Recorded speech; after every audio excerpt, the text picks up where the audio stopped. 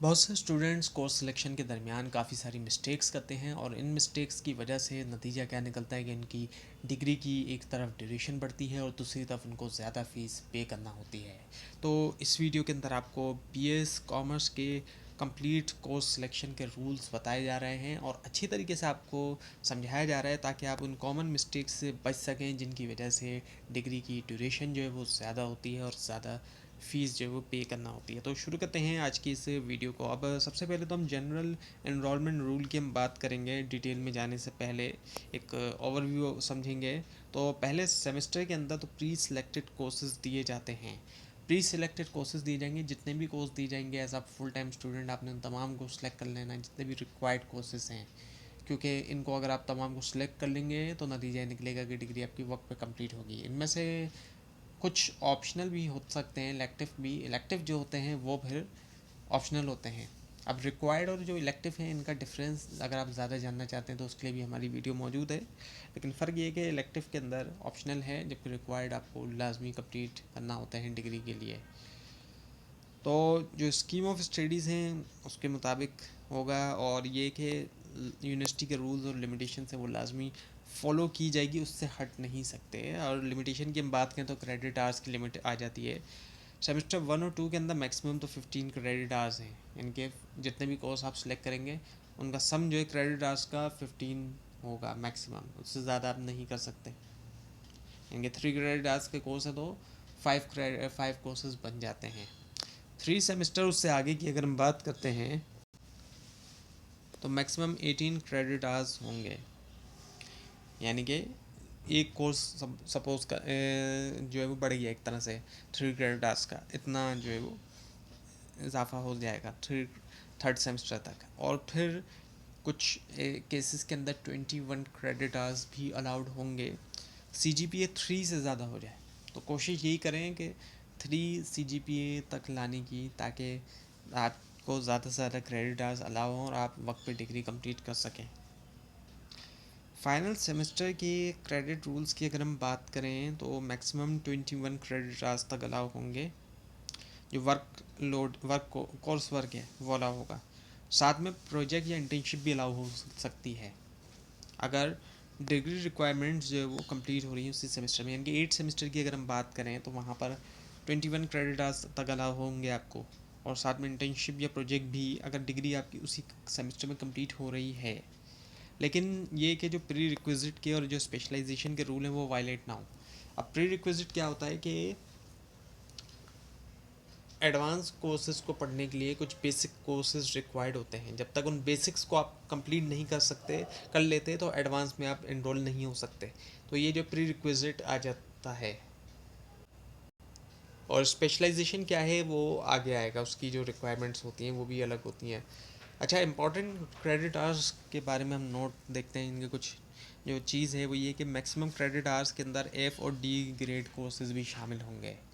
ये नहीं होगा कि अगर आप F वाला या D ग्रेड वाला कोर्स कर रहे हैं सेमेस्टर में तो आपको एक्स्ट्रा क्रेडिट आवर्स दे दिए जाए। नहीं, एक्स्ट्रा क्रेडिट आवर्स आपको नहीं दिए जाएंगे।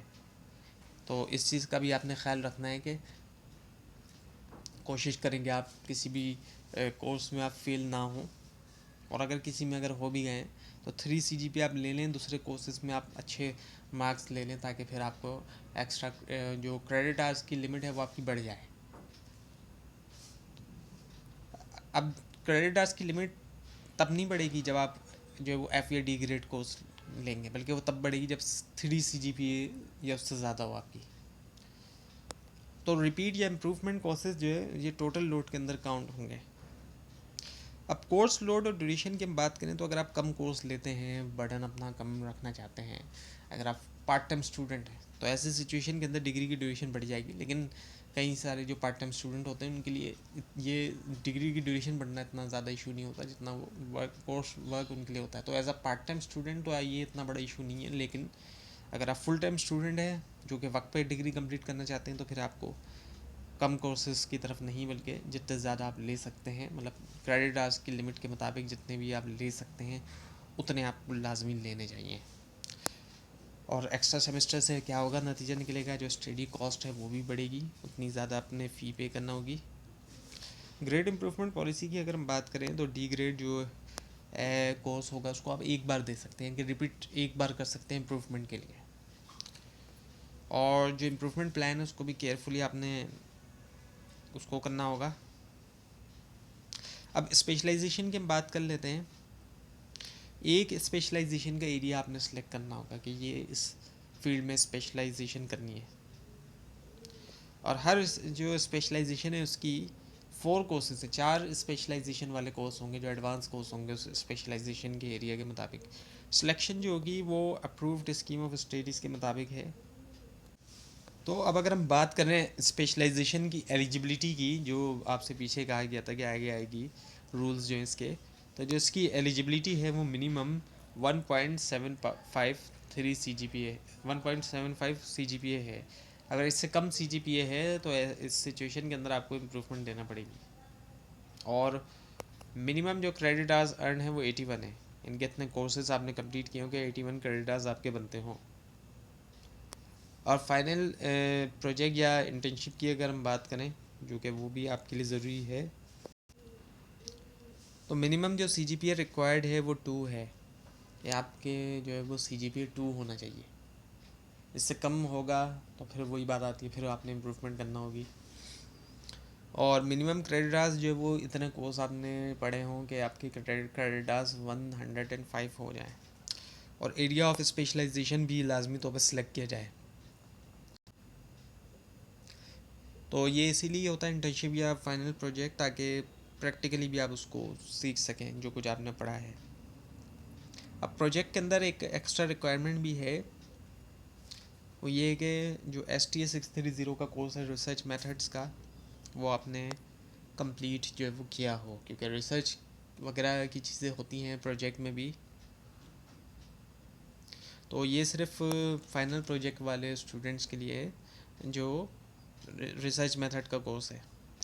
अब जो रेगुलर स्टूडेंट हैं जो कि नन जॉब हैं, उनको यूनिवर्सिटी वाले जो रेगुलर स्टूडेंट कंसिडर करते हैं, उनको लाजमी तौर पर इंटर्नशिप की तरफ जाना होगा, वो प्रोजेक्ट की तरफ नहीं जा सकते। और किसी ऑर्गेनाइजेशन में वो 6 to 8 वीक्स की इंटर्नशिप करेंगे, जो कि एक ज़्यादा ड्यूरेशन नहीं है। और ऐसी ऑर्गेनाइजेशन हो जो कि स्पेशलाइजेशन के मुताबिक और रजिस्टर्ड ऑर्गेनाइजेशन हो। कोर्स टीचर उसकी अप्रूवल देंगे। आपने फाइंड करना ऑर्गेनाइजेशन, जब वहाँ पे आपकी इंटर्नशिप का हो जाए तो आपने वहाँ अप्रूवल लेने बताना होगा अपने कोर्स टीचर को भी। अप्रूवल मिलेगी आपको। और इंटर्नशिप के कुछ डॉक्यूमेंट्स हैं जिनके बाद इंटर्नशिप आपकी कंप्लीट हो सकेगी। इंटर्नशिप रिपोर्ट आपने बनानी होगी। इसका फॉर्मेट दिया जाएगा आपको VU की तरफ से, लेकिन आपने बनानी खुद होगी।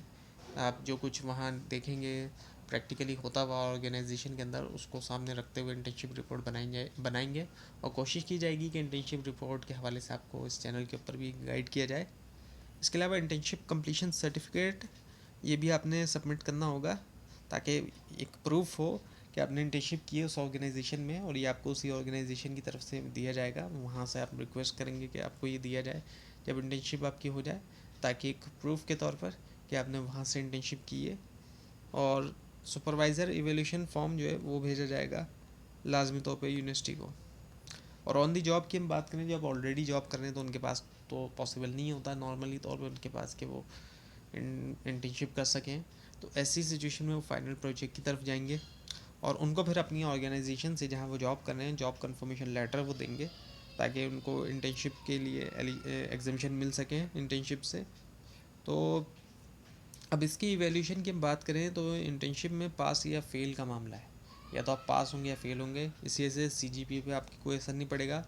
लेकिन लाजमी है ये डिग्री कंप्लीशन के लिए, ताकि आप प्रैक्टिकली भी सीख सकें। आप कुछ कोर्स सिलेक्शन की प्रोसीजर की बात करें तो आप LMS में जाएंगे, वहाँ पर आप ओपन करेंगे LMS की ID लॉगिन करने के बाद स्टूडेंट सर्विसेज को ओपन करेंगे। वहाँ पर जो है कोर्स सिलेक्शन के ऊपर क्लिक कर लेंगे और F और D ग्रेड कोर्सेज को प्रायोरिटाइज करेंगे और कोर्स सेलेक्ट करेंगे। चेक बॉक्सेस का इस्तेमाल करते हुए सिलेक्शन को सेव करेंगे।